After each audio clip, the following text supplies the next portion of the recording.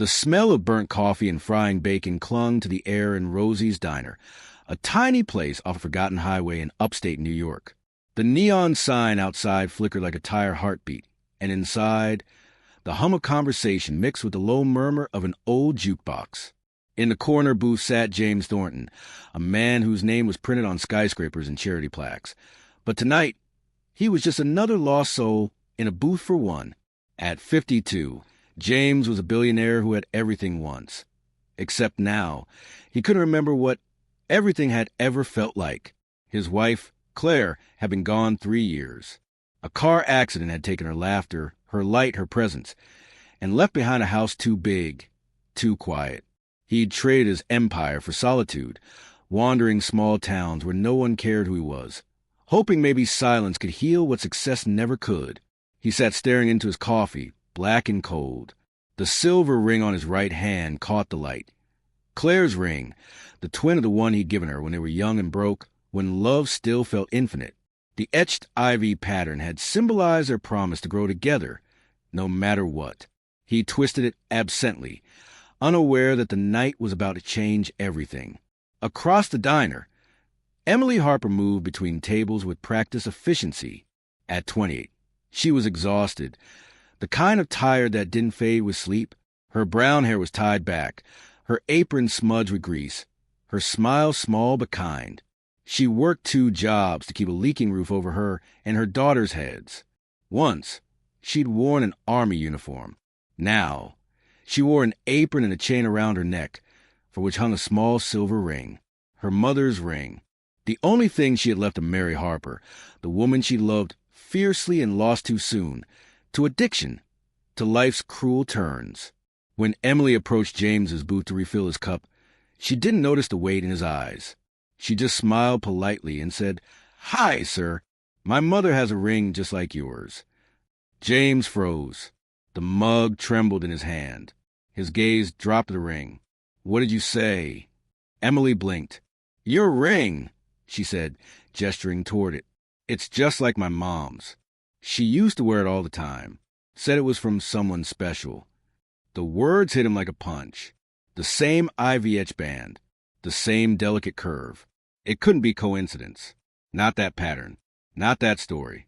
He swallowed hard. "Your mother, what was her name?" "Mary," Emily said softly. "Mary Harper." James's breath caught. The name ripped open a sealed vault in his mind. Mary Harper, Claire's best friend, her shadow through youth. The one who'd stood beside them at their wedding. The one Claire had tried to save when addiction took hold. The one who'd vanished decades ago. He barely made it back to his hotel that night. Sleep wouldn't come. He sat on the edge of the bed, staring at the ring on his hand. Claire's ring, Mary's twin. His memories played in cruel, vivid loops. 3 young dreamers growing up together, promising the world to each other. Mary had been wild and radiant once, a girl who could turn any moment into laughter. Claire had adored her like a sister. But Mary's world had spiraled. Poverty, bad choices, and addiction had consumed her. James remembered the last time he'd seen her, at his and Claire's wedding, her smile trembling but bright. She'd hugged Claire and handed her a small box. Inside had been a twin of Claire's ring, the one James now wore. "So you'll always have me with you," Mary had said. After that, life had taken them all in different directions. Claire had tried to help, sending money, paying for rehab, calling until the line went dead. Mary disappeared, and Claire had carried the guilt like a scar. When she died, that guilt died with her, or so James thought. Until now. The next evening, James went back to Rosie's. He told himself it was just for the coffee, but deep down, he knew better. Emily was there, tired but smiling as she wiped down tables. "Back again?" she asked lightly. "Couldn't stay away," he said, offering a half-smile. "That ring you mentioned, it's been on my mind." Emily touched the chain at her neck. "It's all I have left of her," she said softly. "She wasn't perfect, but she was my mom." James nodded, his voice rough. "Tell me about her." And she did. She told him how Mary had once been a singer, her voice bright and raw, before life stole it away. How she tried to stay clean for Emily, but always slipped back. How? When Emily was 16, she'd come home to an empty apartment. Her mother gone, leaving only a note. I'm sorry, Em. Keep this safe. The ring had been beside it. Emily had joined the army, chasing structure where chaos had been, only to return years later to the same small town, a daughter of her own and the same ache. James listened, really listened, and something inside him broke and mended all at once. He saw in Emily the resilience of both Mary and Claire, two women who had loved deeply, fought hard, and lost too much. But there was something else. A suspicion, a question gnawing at him. The timing, the rings, the past. It couldn't all be coincidence. He started visiting Rosie's every evening, sitting in the same booth. He and Emily talked, not about money or fame, but about life, love, and loss. She told him about her daughter, Lily, 3 years old, a burst of light in her weary world. He told her about Claire, how success had never filled the space she left behind. But always, the ring lingered between them, a silent question neither could name. One night, when the diner was nearly empty, James finally asked, Emily, when was your mother born? She blinked, caught off guard. 1968. Why? James did the math. Mary, born 1968. Emily, 1997. Claire, married to him in 1995. His pulse quickened. The timeline didn't add up. He remembered Claire crying one night after a late call from Mary, whispering, I failed her, but refusing to say more. He hesitated. Did your mother ever mention a woman named Claire Thornton? Emily frowned, thinking, yeah, she talked about her sometimes. Said they were best friends, like sisters. She always got sad when she mentioned her. James's chest tightened.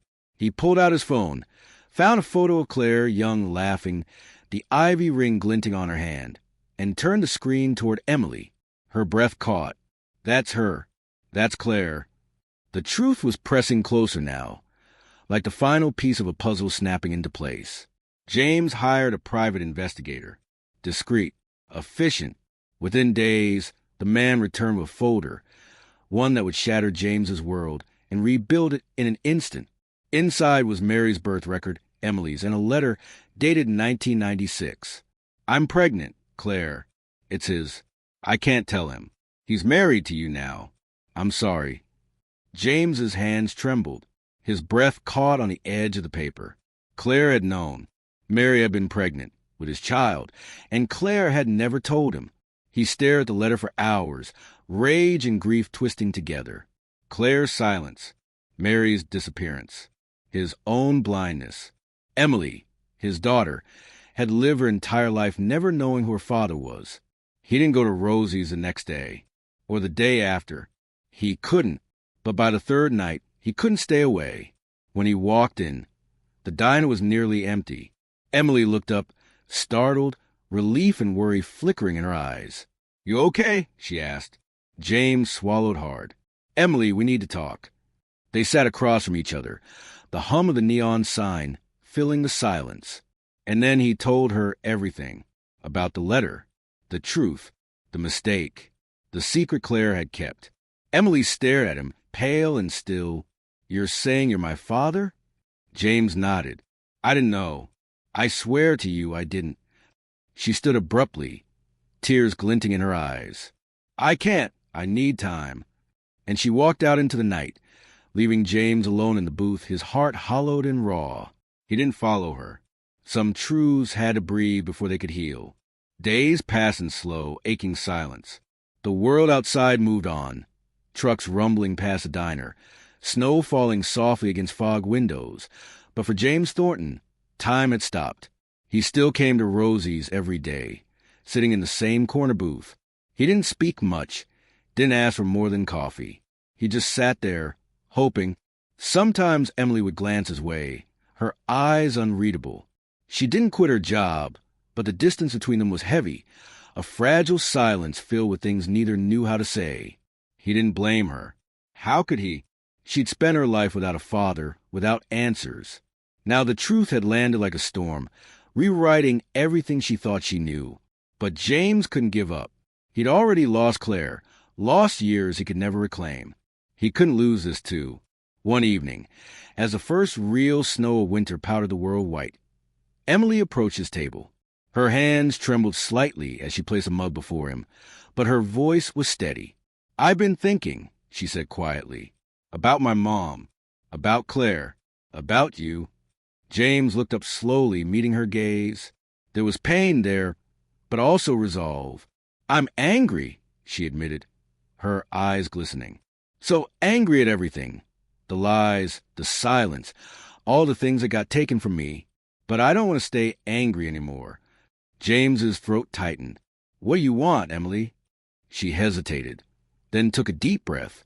"I want to know you, not the billionaire everyone talks about.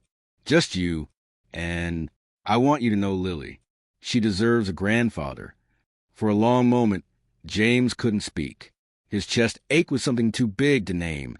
Relief, love, guilt, gratitude, all tangled together. He nodded, voice breaking. "I'd like that, more than anything." It wasn't forgiveness, not yet, but it was something better, a beginning. In the weeks that followed, the quiet routine of the diner transformed.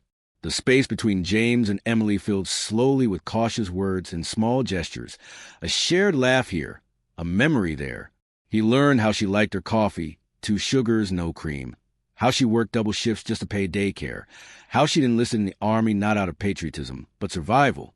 And Emily learned about him, about Claire, about the way grief had hollowed him out and left him searching for meaning in small-town diners. Then came the day she brought Lily. The little girl bounded into the diner like sunlight, curls bouncing, a crayon clutched in her fist. She looked up at James with the same deep hazel eyes that once belonged to Claire.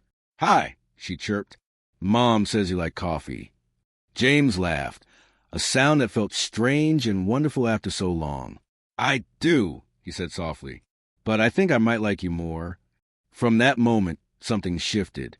He wasn't just a lonely man in the booth anymore. He was Grandpa, the one Lily ran to with drawings, the one who read her stories in the corner of the diner while Emily worked, the one who found, in that little girl's laughter, the forgiveness he hadn't dared to ask for. Over time, James and Emily began to rebuild what had been broken before it ever had a chance to exist. It wasn't simple. Healing never is. There were nights Emily cried, missing the mother she wished could see this. There were moments James blamed himself for every lost year. But there was also growth. James used his influence to fund a community center in Mary Harper's name, a safe place for people battling addiction, a space of hope rather than judgment. When he unveiled the plaque, reading the Mary Harper Foundation for Recovery, Emily stood beside him, her hand resting on Lily's shoulder. "She'd have liked this," Emily said quietly. "I hope so," James replied. "She gave me something I never knew I was missing." Emily smiled faintly. "Family?" He nodded. "Exactly." As months turned into a year, the wounds began to scar over. Emily started taking night classes, chasing a long-abandoned dream of becoming a nurse. James supported her, not as a billionaire throwing money, but as a father finally doing what he should have all along. Sometimes, when the weight of it all felt too much, they'd sit together after closing time, sipping coffee from chipped mugs and talking about the people who weren't there. About Claire, the woman who had loved them both enough to protect them from the truth, even if it meant breaking her own heart. About Mary, the friend who'd made mistakes but left behind a piece of herself that still carried her light. They spoke not with bitterness, but with gratitude, because somehow, out of all the loss and lies, love had found its way back. One snowy evening, exactly a year after their first conversation, James sat again in the corner booth at Rosie's. But this time, he wasn't alone. Emily sat across from him, her hair loose around her shoulders, a tired but content smile on her face. Lily sat between them, scribbling furiously with crayons, her tongue poking out in concentration. She held up her drawing proudly, a house with a big tree and 3 stick figures holding hands. "That's you, Grandpa," she said. James laughed softly. "I love it." The silver rings, his and Emily's, glinted under the warm diner lights. Once symbols of grief and secrets, now they were reminders of everything they'd survived. Outside, snow drifted against the windows. Inside, the jukebox played a soft, familiar tune. For the first time in years, James felt peace. The empire he'd built, the wealth he'd chased, the pain he'd carried, none of it mattered as much as this moment. This, the laughter of a little girl, the quiet strength of a daughter he'd just begun to know, was what Claire would have wanted for him. Not regret, not isolation, but redemption. He reached across the table, his hand covering Emily's. "Thank you," he said quietly. "For what?" she asked. "For giving me a second chance." Emily's eyes softened. "You gave me one, too." As Lily giggled beside them, coloring the sun above her stick-figure family, James looked around the diner. The same chipped mugs, the same flickering sign, the same hum of life. Everything was the same. And yet, everything had changed. The rings had brought them pain once. But now, they were proof that even the deepest wounds could heal, that even broken families could find their way back to one another. And as the snow fell gently outside, James smiled. A man who'd finally found what money could never buy. Forgiveness, belonging, and love reborn over a cup of diner coffee.